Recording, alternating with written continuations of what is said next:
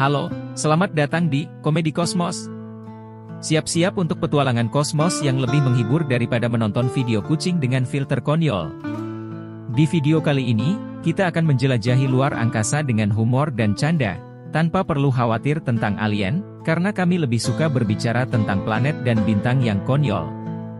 Bergabunglah dengan kami dalam Hilang di Luar Angkasa, komedi di tengah kegelapan, di mana keseruan dan pengetahuan bertemu dengan tawa. Mari kita mulai dengan tema utama, kegelapan luar angkasa.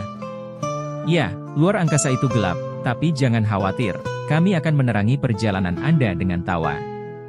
Bayangkan Anda kehilangan GPS di luar angkasa dan mencoba mencari jalan pulang. Sepertinya saya telah melewati Saturnus 3 kali. Apakah ada yang tahu jalan ke bumi?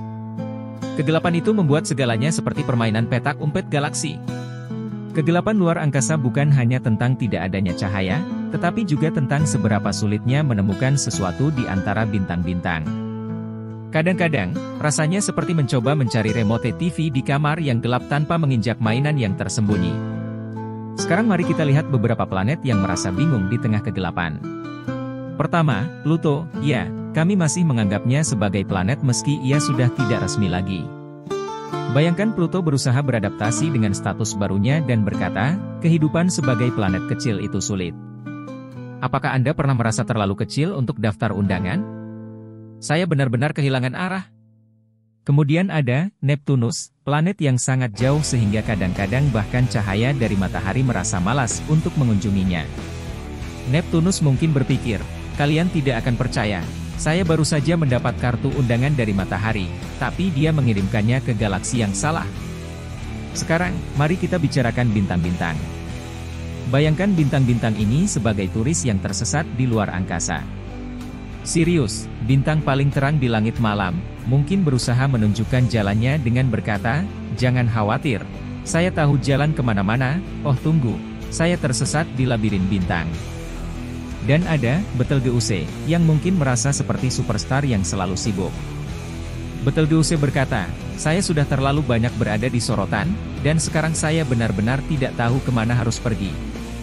Kadang-kadang bahkan bintang-bintang besar pun merasa seperti mereka hilang dalam keramaian kosmos. Mari kita tidak lupakan asteroid dan komet. Asteroid itu seperti kendaraan luar angkasa yang terlalu lama di jalan dan akhirnya tersesat. Saya sudah melewati Jupiter dan Mars, dan sekarang saya kembali ke tempat yang sama lagi. Apakah ada yang bisa memberi saya petunjuk arah? Dan komet, oh, komet.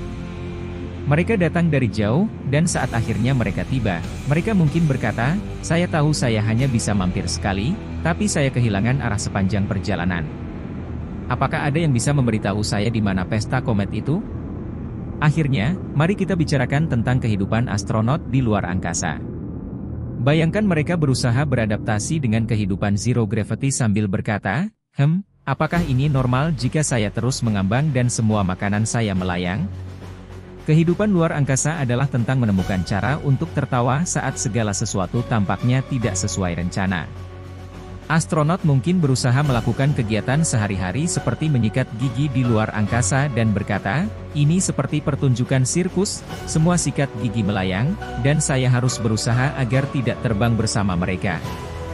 Dan begitulah, petualangan kita di luar angkasa yang penuh canda berakhir di sini. Dari kegelapan luar angkasa hingga planet-planet bingung dan bintang-bintang yang tersesat, kami harap Anda menikmati perjalanan ini dengan penuh tawa. Jangan lupa untuk like, subscribe, dan nyalakan notifikasi, agar tidak ketinggalan dosis humor galaksi berikutnya dari Komedi Kosmos. Sampai jumpa di episode berikutnya dari Penjelajah Kosmos Kocak. Dan ingat, meski Anda hilang di luar angkasa, tawa adalah peta yang tidak pernah salah arah.